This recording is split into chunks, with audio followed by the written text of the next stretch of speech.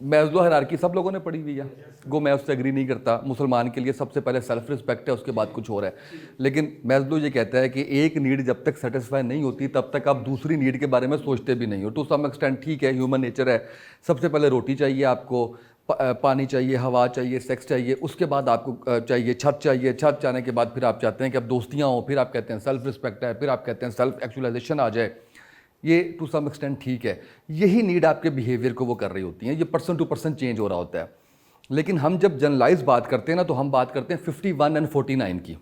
यानी अगर 51% आपका बिहेवियर किसी एक तरफ इंक्लाइन है ना, तो हम कहते हैं ये बंदा गुस्से वाला है। समझ आ रही है? ठीक है। 49% आपका अखलाक अच्छा है ना, तो हम कहेंगे कि आपका अखलाक 49% डाउन है, तो हम कहेंगे आप अच्छे अखलाक के मालिक हैं। जब जनरल बात करते हैं ना, तो कुछ चीज़ें ऐसी होती हैं जो तमाम लोगों के लिए ज़रूरी होती हैं। इसे कहते हैं हाइजीन फैक्टर। ये किसने दिया था मुझे वो एग्जैक्ट याद नहीं है। उसके मुताबिक वो कहता है कि सैलरी आपकी जो है ना, वो एक हाइजीन फैक्टर है। वो किस तरह से है? हाइजीन फैक्टर से कहते हैं कि किसी एक चीज़ के होने से फ़र्क ना पड़ना और ना होने से फ़र्क पड़ना। हम ये कहते हैं कि मोटिवेट सबसे ज़्यादा क्या करता है आपको? मोटिवेट क्या करता है? सैलरी आपको मोटिवेट नहीं करती। मोटिवेट सैलरी आप मुझे ये बताएं, आप एक कंपनी, ह्यूमन बिहेवियर ना बड़ा अनप्रडिक्टेबल सा है।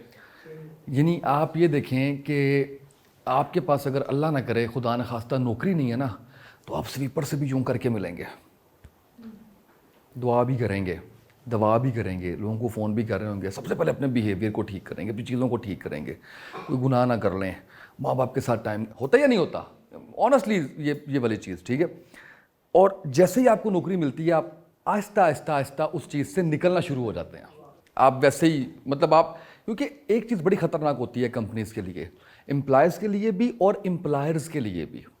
अगर एम्प्लॉयर्स आपको फॉर ग्रांटेड लेना शुरू कर दें, ये ख़तरनाक है उसके लिए, और एम्प्लॉयज़ अपनी जॉब को फॉर ग्रांटेड लेना शुरू कर दे, वो उसके लिए ख़तरनाक है। और सर्टेन लेवल के बाद हम फॉर ग्रांटेड लेना शुरू कर देते हैं। मालिक कहता है इन्हें कितने जाना है, एम्प्लॉय कहता है इन्हें कितने कटना है मैनू, लेकिन वो आपका एक कॉन्ट्रैक्ट है, वो 1 महीने के नोटिस के ऊपर ख़त्म हो सकता है दोनों तरफ से, दिस वे और दी अदर, अनटिल अनलेस आपकी कोई पार्टनरशिप नहीं है।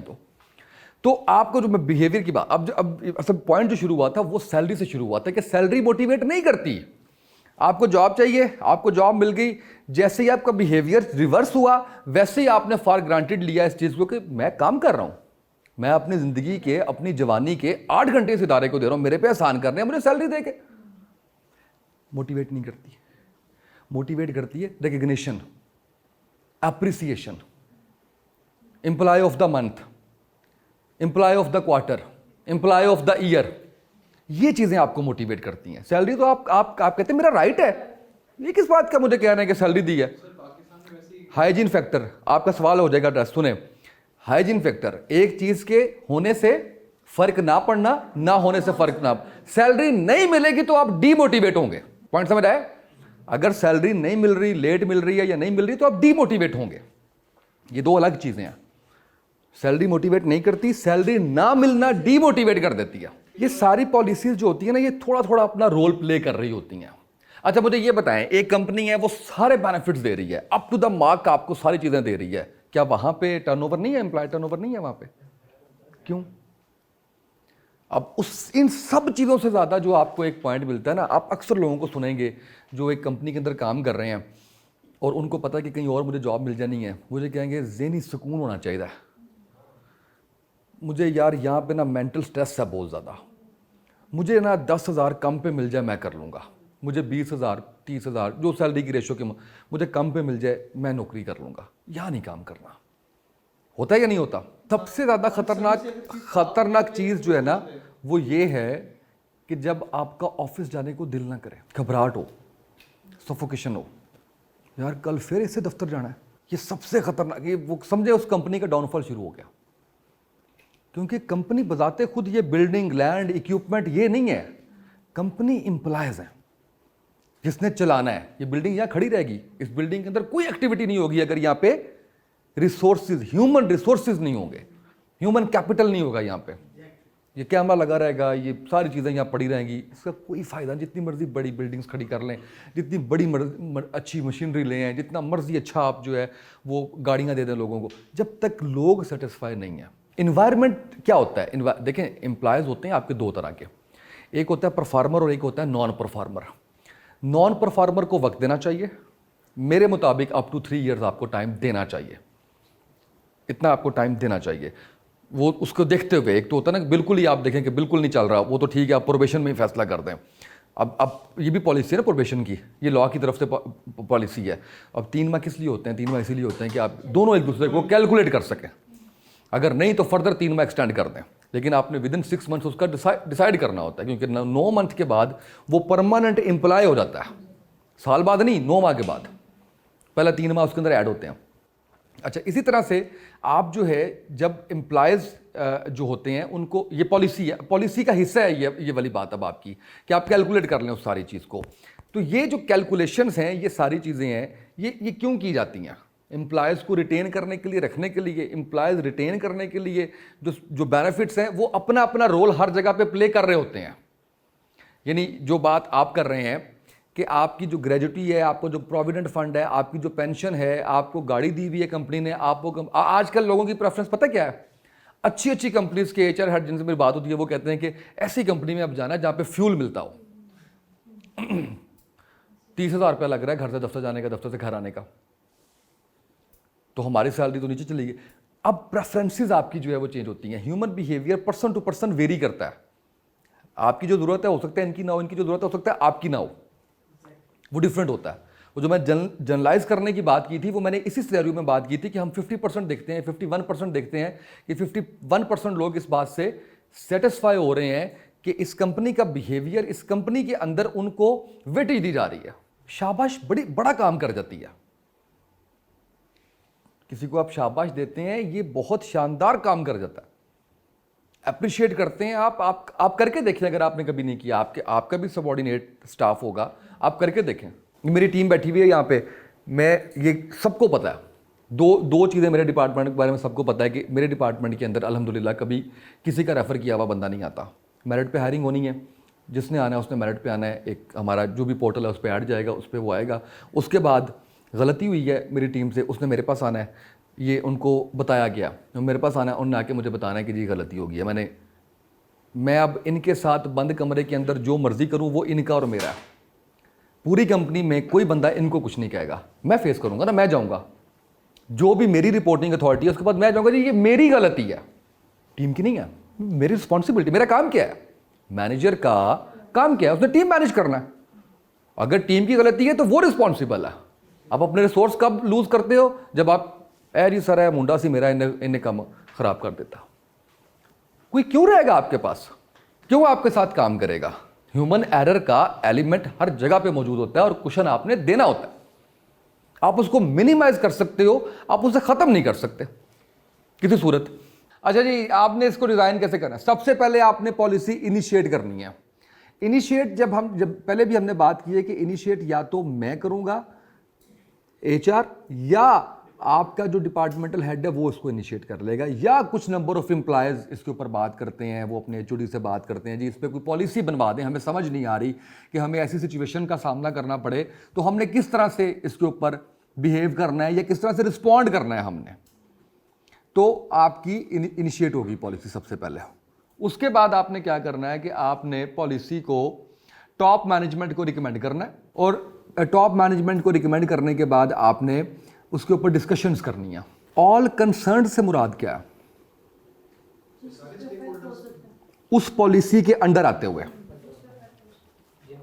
जिस आप एरिया के लिए, चाहे वो आपने जो हमने इसकी टाइप्स पढ़ी हैं इसकी पॉलिसी की कि मेजर है या माइनर है, सेंट्रलाइज्ड है या आपके वो अलाइड ऑफिस से चल रही है, उस जगह पे आपने उसको डिस्कस करना है जिस जगह पे वो है। अब ये बड़ी कंपनीज के अंदर नहीं पॉसिबल, तो आप एचओडीज के साथ ही डिस्कस करते हैं, क्योंकि बुनियादी तौर पे ये एक मिसकंसेप्शन और दूर कर लें कि पूरी कंपनी की परफॉर्मेंस का जिम्मेदार होली सोली एचआर नहीं होता, उसका डिपार्टमेंटल हेड होता है।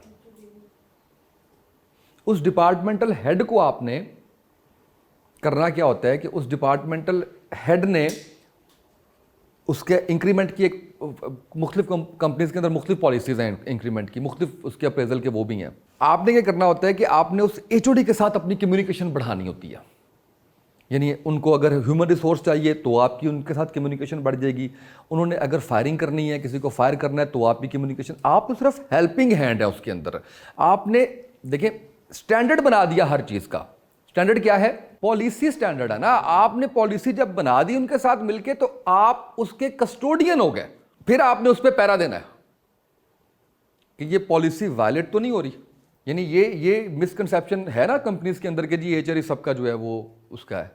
भाई एक डिपार्टमेंट है, उस डिपार्टमेंट का नाम एडमिन है, फाइनेंस है, टैक्स है, उसकी परफॉर्मेंस एचआर कैसे देगा?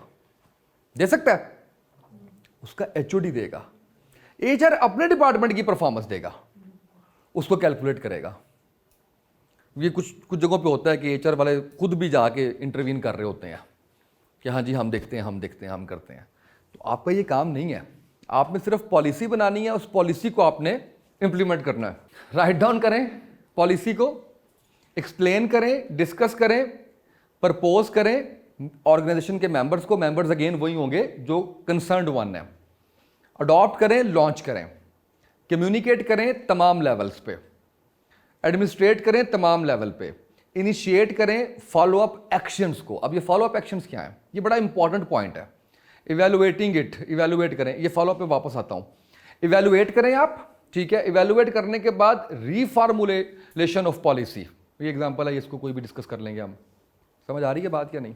जब पॉलिसी बनी तो उस वक्त तमाम स्टेक होल्डर अग्री थे उस चीज पे, तभी बनी ना वो पॉलिसी। लेकिन उसके बावजूद वो पॉलिसी नहीं चल सकी। कुछ पॉलिसीज मैंने लिखी, पॉलिसीज तो बहुत ज्यादा है। अब मुझे ये बताएं कोई ऐसी कंपनी जिसमें पॉलिसीज नहीं बनी हुई, कोई ऐसा रिसोर्स हमें बताए यहां से। सब में है? मैंने सारी पूछनी है अभी यहां बुलवा के, सोच लें। हाँ जी सर, नहीं बनी हुई, ठीक है।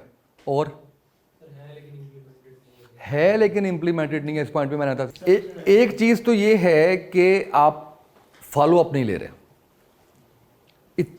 होता पता क्या है? हाँ, आप लोगों को भी पता होगा, आप लोगों ने भी असाइनमेंट्स की होंगी, थीसिस की होंगे अपने, उसके अंदर बड़ी मेहनत से ना थीसिस बनाया जाता है या असाइनमेंट बनाई जाती है। लेकिन ह्यूमन बिहेवियर ऐसा है, मैं अगेन कह रहा हूँ, जब मैं ह्यूमन बिहेवियर की बात कर रहा हूँ तो मैं 51% की बात कर रहा हूँ। यानी हो सकता है कुछ लोग ऐसे ना हों। वो बिहेवियर ऐसा है कि जी बड़ी मेहनत करके असाइनमेंट बनाई, बड़ी मेहनत करके उसको किया, उसको पढ़ा नहीं आखिरी बार। होता है रिव्यू नहीं किया, ठीक है, इतना थक गए, इतने पीक पे चले गए, उसको दोबारा देखा नहीं है कि अब आपको, यानी आपको अगर एक हफ्ता लगा ना उसके अंदर, तो एक दिन और आपको चाहिए उसके लिए। आपने वो नहीं किया, बस ठीक है बन गई, अब तो मेरे एनर्जी सारी इसके ऊपर लगी, अब इसको जमा करवा दें। पॉलिसी को भी हम ऐसे ही इग्नोर करते हैं। पूरी मेहनत करके सारा कुछ करके हम समझते हैं कि अब ये एचओडीज का काम है इम्प्लीमेंट करवाना। नहीं, आप कस्टोडियन हैं। आपके ऑफिस से वो कंप्लायंस के लिए मैनेजर रखते हैं लोग, इस काम के लिए रिसोर्स रखते हैं लोग, जिसका काम कंटिन्यूस फॉलोअप है। उसने सिर्फ फॉलोअप लेना है कि जनाब ये पॉलिसी वायलेट हुई है यहाँ पे, इसका जवाब दें, क्यों किया, किसके अप्रूवल से किया है, अप्रूविंग अथॉरिटी कौन है। उस अप्रूविंग अथॉरिटी के पास जाते हैं आप, मैं पॉलिसी बना रहा हूँ, आप उसको वायलेट किए जा रहे हैं, बंद कर दें, ना बनाएं आप। अब इन वाली बात आ गई फेवरेटिज्म। अगर आपने फेवरेटिज्म करना है तो फिर पॉलिसी ना बनाएं, फिर तो चल रही है कंपनी, चलने दें वैसे ही। ये क्या हुआ कि आपके जो ब्लू कॉलर हैं उन सारों पे इंप्लीमेंट कर दें, बाकी सारों को कहेंगे जी नहीं इसके ऊपर नहीं हो सकती है। आप तो खुद एक डिफरेंशिएट कर रहे हैं ना। आप एचआर के लिए कंपनी के डायरेक्टर्स और सीईओ से लेके कंपनी का पीऑन सारे लोग इक्वल होने चाहिए। जितनी इज्जत एचआर अपने एचओडी को देता है उतनी ही इज्जत उसे उस कंपनी के स्वीपर को भी देनी चाहिए, क्योंकि उसी कंपनी के मुलाजिम आप भी हैं और उसी कंपनी का मुलाजिम वो स्वीपर भी है। हम चले जाते हैं फेवरेटिज्म्स के अंदर और उन फेवरेटिज्म्स का हमें नुकसान होता है फिर बड़े बुरे तरीके से। कैसे बुरे तरीके से बताएं, मुझे एग्जांपल दें। रिटेंशन नहीं रहती, नंबर 1 पॉइंट, ठीक है। हायरिंग के वक्त आपको प्रॉब्लम्स का सामना करना पड़ता है। पॉजिटिव वर्ड ऑफ माउथ 12 लोगों से तक जाता है आपका, नेगेटिव 12 से भी कम होता है। नेगेटिव वर्ड ऑफ माउथ आपका 20+ लोगों तक जाता है। नेगेटिव वर्ड ऑफ माउथ आपका इतना ज़्यादा चला जाता है कि लोग कहते हैं, आप खुद देख लें, मुझे ये बताएं, जॉब करना, जॉब स्विच करना ये कोई ईजी टास्क नहीं है। कितने लोगों से फ़ोन करके पूछते हैं यार कंपनी कैसी है? कोई बंदा ऐसा पहली नौकरी के अलावा, कोई बंदा ऐसा जो स्विच कर रहा हो और उसने जाने बगैर उस कंपनी को उसको ज्वाइन कर लिया हो? यहाँ बैठा हुआ है कोई ऐसा बंदा? तो सर आप तो हायरिंग करेंगे, हायरिंग एचआर की डोमेन है ना। तो वो बंदा जब आपके बारे में किसी से पूछेगा, यार वहाँ तो बड़ा फेवरेटिज्म है, वहाँ पे तो वो बस जो सेठ के करीब है उसकी मौजें हैं और जो अपने काम पे फोकस करता है उसकी नहीं। होगा क्या अल्टीमेटली ब्रेन ड्रेन। आपका जो बेहतरीन रिसोर्स है वो आपको छोड़ के चला जाएगा और जो आपके नॉन परफॉर्मर्स हैं वो सारे के सारे आपके पास रह जाएंगे। कंपनी जो ग्रो नहीं करती, इसलिए जब आपने हायरिंग करनी है तो उस वक्त के ऊपर लोग आपको ज्वाइन करने से कतराने लग जाएंगे कि इसके तो इन्वायरमेंट ठीक नहीं है, इसकी तो ये चीज़ें ठीक नहीं है। क्यों नहीं है? पॉलिसी इंप्लीमेंटेड नहीं है। पॉलिसी बनी हुई है, इंप्लीमेंटेड नहीं है। जिसका दिल करता है सेठ को, वो उसको जो है वो कर देता। बाज़ औक़ात होता है ऐसे कि हमारे अपने खौफ होते हैं कि जी ये हम बात करेंगे तो इसका रिस्पांस नहीं आएगा, या हम ये बात करेंगे लॉजिक्स के ऊपर। हमारे चेयरमैन कहते हैं मुझे मैनेजर वो चाहिए जो 2 मिनट मेरे पास टाइम नहीं है, सिर्फ 2 मिनट मेरे साथ मीटिंग करे वो। सर 2 मिनट, 1 मिनट में प्रॉब्लम बताए, आधे मिनट में सोल्यूशन दे, आधे मिनट में मेरे से उसका फीडबैक ले और जाके शुरू कर दे जो करना। हम में से मोस्टली क्या करते हैं, ये प्रॉब्लम आ रहा है क्या करना, होता या नहीं होता? होता है ना। तो आपको किस लिए रखा हुआ है? सोल्यूशन लेके जाएं, उनको बताएं कि जी ये प्रॉब्लम आया है, मेरे नज़दीक इसका ये सोल्यूशन है। वो आपको फीडबैक दे देंगे। बिल्कुल टाइम नहीं उनके पास, वो आपको कह देंगे कि जी इस पे दोबारा रिवाइज करें, कुछ देखें, कुछ और चीज़ें देखें, उसको कर लें। बहुत दफ़ा ऐसा होता है, आपको करनी पड़ती है।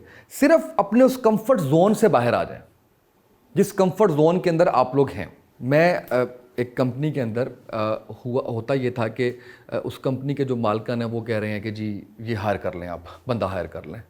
मैंने बड़ा ज़ोर लगाया कि ऐसा ना हो, बहुत ज़ोर लगाया ऐसा ना हो, क्योंकि वो मेरिट ही नहीं है ना। वो तो उनका कोई रिश्तेदार भी हो सकता है, वो कुछ भी हो सकता है। अच्छा, फिर एक और मज़े की बात ये है कि वो उस कंपनी का जो HOD है, जिसके डिपार्टमेंट में आप दे रहे हैं, वो बिला वजह इनसिक्योर हो जाएगा। उसकी वो परफॉर्मेंस ही नहीं रहेगी, यार ये तो मालिकां दा बंदा है, पता नहीं की गल दसते हुए की करते हुए, ठीक है। तो उससे क्या नुकसान है आपका? आपकी कंपनी नुकसान कर रही। तो मैंने उनको ये कहा, मैंने कहा देखें, बीइंग HR मैनेजर, यकीन करके माने मेरे दिल के अंदर लड्डू फूट रहे होते हैं जब आप मुझे कहते हैं इसको हायर कर लो। मेरा तो काम ही ख़त्म कर दिया आपने। बंदा कामयाब हो गया तो ठीक है, हो गया, नाकाम हो गया तो मैंने हल्का सा आगे आपको कहना, सर आपने दिया था, तो मुझे मेरा काम करने दें, मैं देता हूं आपको रिसोर्स, मेरे से सवाल करें। फिर क्या होता है कुछ कंपनीज के अंदर, किस तरह से होता है कि जो सेठ कल्चर है, जिसके अंदर मालकान क्या कहते हैं कि जी आप जो लोअर स्टाफ है उससे कम्युनिकेट करना शुरू कर देते हैं, तो मैनेजर निकाल दें। अगर आपने चूहे ही छोड़ने हैं डिपार्टमेंट्स के अंदर तो मैनेजर निकाल दें, आपको जरूरत ही नहीं मैनेजर्स की। बेसिकली तो मैनेजर्स ने काम करना है ना, टीम मैनेज करनी है उन्होंने। मैनेजर ने और तो कोई काम और भी काम करना, टीम मैनेज करनी है और एनालिसिस देने हैं, डिफरेंट रिपोर्ट्स बनानी है, उसके एनालिसिस देने हैं, डिफरेंट सजेशंस देनी है उसके अंदर, और तो कोई काम नहीं है। वो अपने हाथ से तो कोई मैनेजर कोई काम नहीं कर रहा, ये कर रहा है। तो इसलिए ये जो फेवरेटिज्म है ये किसी भी कंपनी के लिए सबसे ज़्यादा ख़तरनाक है। हमने एक बात की थी चेंज की, चेंज के अंदर एक फैक्टर बड़ा हमारा मिस हो गया था कि जब एक्सटर्नल फैक्टर्स आपको कह रहे होते हैं कि चेंज करो और आप चेंज नहीं करते तो कंपनीज तबाह हो जाती हैं। शुरू के अंदर जब बिजनेस शुरू करते हैं ना, उस वक्त तो आप बड़ी मेहनत और लगन के साथ उसको ऊपर बढ़ाने की कोशिश करते हैं। उसके बाद दो चीज़ें आपको बड़ा बुरी तरह से हर्ट करती हैं। एक चीज़ ये है कि आप पॉलिसीज़ नहीं बना रहे, अगली जो बात करूंगा वो भी पॉलिसीज़ का हिस्सा। पॉलिसीज़ नहीं बना रहे आप, पॉलिसीज़ इंप्लीमेंट नहीं कर रहे। आप छोटे थे, आप इतने थे, इतने से आप 2 लोग, 2 से 10, 10 से 20, आप इवन मैंने ऐसी कंपनीज देखी हैं जो जिनके अंदर इस वक्त 2000 से 3000 लोग मौजूद हैं। वो छोटी कंपनी से 20-25 सालों में 30 सालों में बड़े हुए हैं, लेकिन सिस्टम्स नहीं है, पॉलिसीज नहीं है। वो कभी उस सर्टन लेवल से ऊपर ग्रो कर ही नहीं सकती, जितनी मर्जी वो मेहनत करते रहें। फिर क्या होता है, ये भी एक ह्यूमन बिहेवियर की चीज़ है और बड़ी नेचुरल सी चीज़ है कि आपके गर्दन में ना सरिया आ जाता। जिस दिन मैंने ये कह लिया ना कि मेरी लर्निंग आज पूरी हो गई है, वो दिन उसका मतलब ये है कि मेरे डाउनफॉल का शुरू हो गया। जिस दिन मैंने ये कहा ना मैं गलत नहीं हो सकता, उस दिन मेरी उसका ख़त्म हो गया। और जिस दिन मैंने ये एक्सेप्ट कर लिया ना कि मुझे ये चीज़ नहीं पता और मैंने उसको सीख लिया, तो मेरी कंटिन्यूस प्रोसेस जो ग्रो करने का है वो जारी रहेगा। मार्केट लीडर के गर्दन में सरिया नेचुरली आ जाता है, उसको मैनेज करना पड़ता है।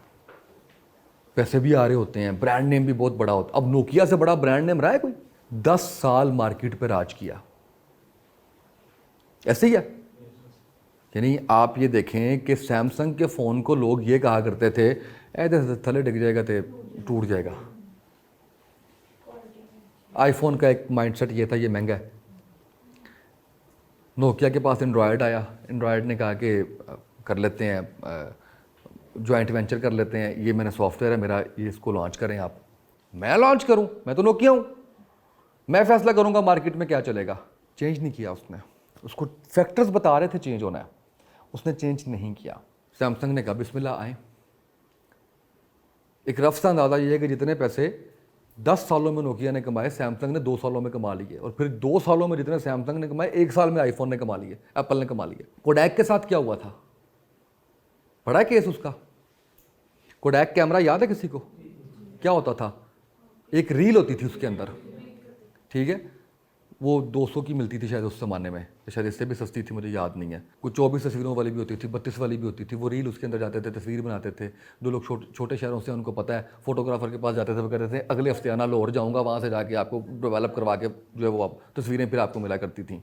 इसे कहते हैं ट्रेडिशनल फोटोग्राफी। अब उस टाइम जो है वो ये था, मार्केट लीडर था, और इसके कंपैरेटर्स में कैनन था, सोनी भी उस वक्त शायद आई गेस था, और भी इस तरह के जो है वो कैमरास थे। डिजिटल टेक्नोलॉजी उस वक्त शुरू हो रही थी, ये अर्ली 90s की बात है। ये जो आज टेक्नोलॉजी है ये डिजिटल है ना, कि आपने मोबाइल के अंदर तस्वीर बनाई है, आपने वो कोई रील नहीं है, कोई कुछ नहीं है, इसका प्रिंट भी निकलवाना है तो जाके आप प्रिंट भी निकलवा सकते हैं। उस ज़माने के अंदर मिसकैलकुलेट किया कोडैक ने, और मिसकैलकुलेट करने के नतीजे में कैनन उसने लॉन्च कर लिया, वो बहुत ऊपर चला गया, कोडैक नीचे चला गया। इसमें जो सबक है वो ये है, डिजिटल टेक्नोलॉजी उस वक्त कोडैक के पास मौजूद थी, वो टाइम कैलकुलेट नहीं कर सका। उसने कहा मैं मार्केट लीडर हूँ, मैं डिसाइड करूँगा कि कब डिजिटल टेक्नोलॉजी मार्केट के अंदर आएगी।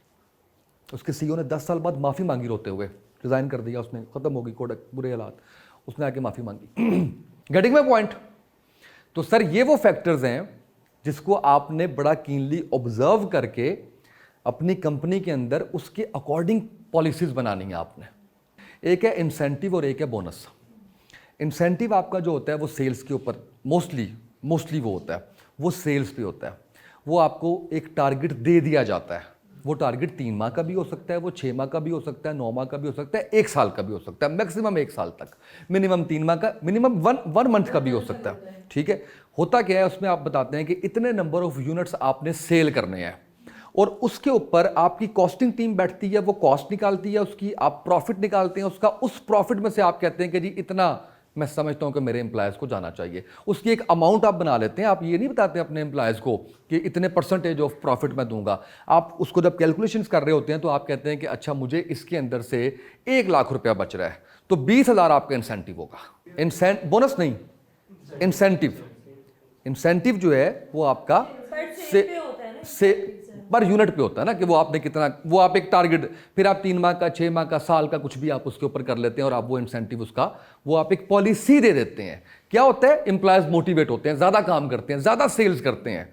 वो ये कहते हैं कि हम अगर 1 लाख के ऊपर मुझे 20,000 मिल रहा है तो इसका मतलब ये है कि फिर आप अगली पॉलिसी देते हैं, अच्छा 1 लाख पे मैं तुम्हें 20,000 दूंगा, अगर तुम 5 लाख की 2 लाख की सेल्स करोगे मैं 25 के हिसाब से 50,000 दूंगा। ठीक है, अगर तुम 3 लाख की सेल्स कर रहे हो तो मैं तुम्हें थोड़ा सा और ऊपर कर देंगे आप, वो बढ़ाते बढ़ाते आप कहेंगे जी अगर आप 1 करोड़ की सेल करते हैं तो उस पर इतने लाख मैं आपको इंसेंटिव दूंगा। आपने मोटिवेट भी कर दिया, प्रॉफिट की शेयरिंग भी निकाल के उसको दे दी, विन विन कंडीशन बन गई। यानी जो सेल्स आपकी पहले होनी थी 1 लाख की वो 0.5 मिलियन पे 5 लाख पे चली गई, जो 5 लाख की होनी थी वो 1 मिलियन पे चली गई। तो इस तरह से अब आ जाए बोनस के ऊपर। बोनस के डिफरेंट मॉडल्स जो है वो हैं, जैसे कुछ कंपनीज दे रही हैं इस तरह से साल में 2 बोनस देती हैं और उसको रिलेट कर देते हैं ईद के साथ, एक आपको ईद उल फितर पे और एक आपको ईद उल अजहा पे। और उसके अंदर आप कुछ कंपनीज ग्रॉस सैलरी के इक्विवेलेंट बोनस देती हैं, कुछ बेसिक के देती हैं, कुछ हाफ सैलरी देती हैं आपको, कुछ 1 बोनस देते हैं, कुछ 2 बोनस देते हैं। ये सारी जो चीज़ होती है वो आपने देखनी होती है कि कंपनी प्रॉफिट में कितनी जा रही है, उस प्रॉफिट के मुताबिक आपने इसकी एडजस्टमेंट करनी होती है। कुछ कंपनीज होती हैं जो सिर्फ कहती हैं कि इतने % प्रॉफिट होगा तो हम बोनस देंगे। कुछ कंपनीज होती हैं जो सेल्स के अलावा जो स्टाफ है उसकी भी परफॉर्मेंस के ऊपर उनको बोनस देती है। उनकी परफॉर्मेंस के लिए KPIs बने होते हैं, उनकी JDs बनी होती हैं, ठीक है। उन JDs और KPIs के मुताबिक आप उनकी परफॉर्मेंस मेजर करते हैं और वो मेजर करने के बाद फिर आप कहते हैं कि जनाब अगर आपका ग्रेड B बनता है तो आपको हम बोनस देंगे आपकी सैलरी का 30% 40%, अगर A बनता है तो हम आपको 60% या वो उस पर नीड बेस्ड इंटरनल आपने डिसाइड करना है। लॉ को मैंने कहा है वो लॉ वालों से आप उसको कर लीजिएगा, वो है, बाकी आपने अपने मुताबिक उसकी एडजस्टमेंट करते रहना है कितना बनता है। और ये मोस्टली चीज़ डिपेंड आपकी उसी पे कर रही होती है, प्रॉफिट की परसेंटेज पे कर रही होती है। हाँ, वो टोटल प्रॉफिट पे आपका हो रहा है। अगर कंपनी खुदा न खास्ता लॉस में है तो इस पे लॉ भी कहता है कि ना दें बोनस। इंडस्ट्री आपकी जो है वो एग्जांपल ले देता हूँ, ठीक है। टेक्सटाइल एक इंडस्ट्री है, ठीक है। CBL, क्रिसेंट बाहुमान लिमिटेड, कोहेनूर, कोई भी ये कंपनी है। तो आपका जो कंपैरिजन होगा ना वो आपकी इंडस्ट्री की बाकी कंपनीज के साथ होगा, क्लियर है ये।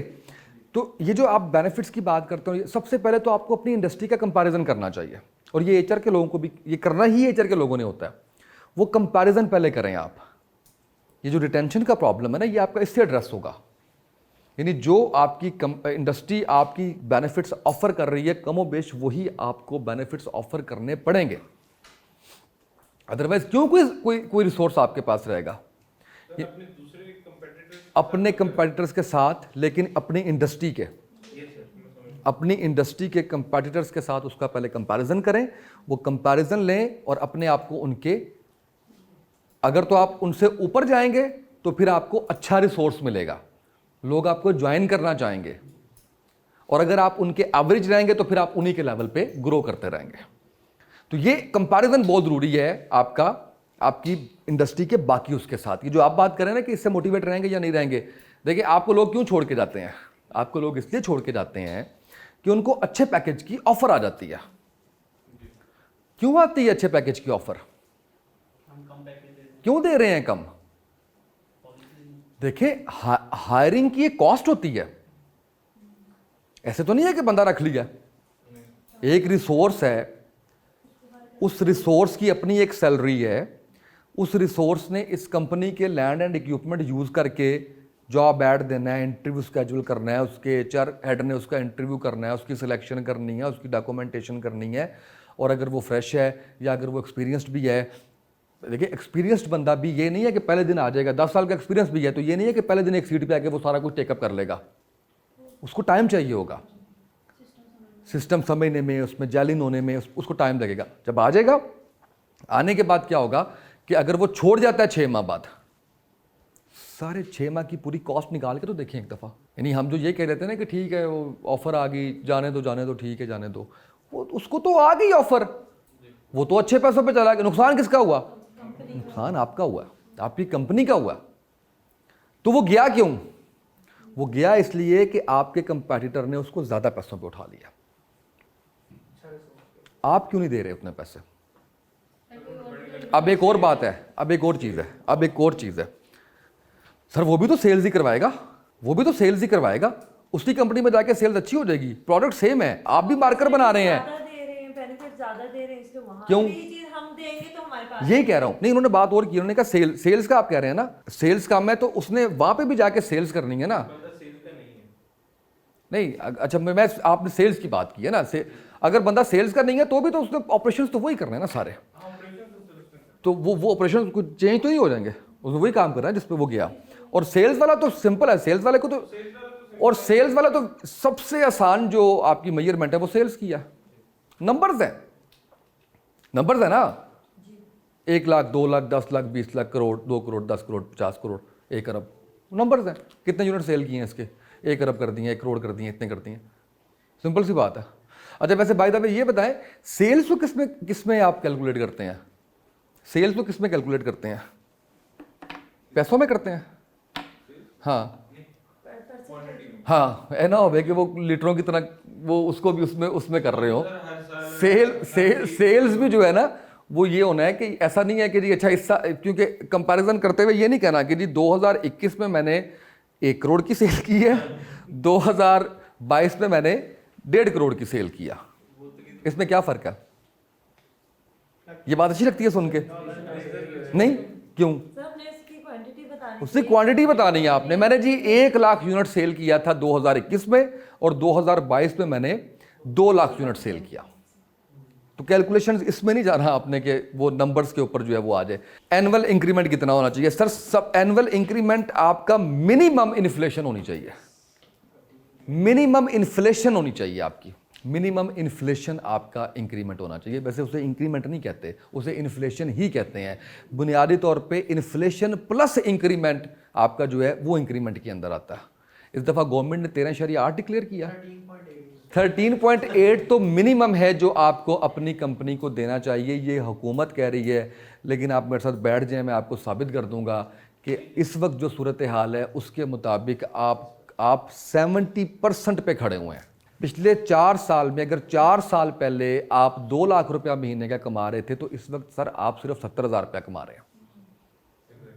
महंगाई इतनी हो गई है चीज़ों की पिछले 4 सालों के अंदर।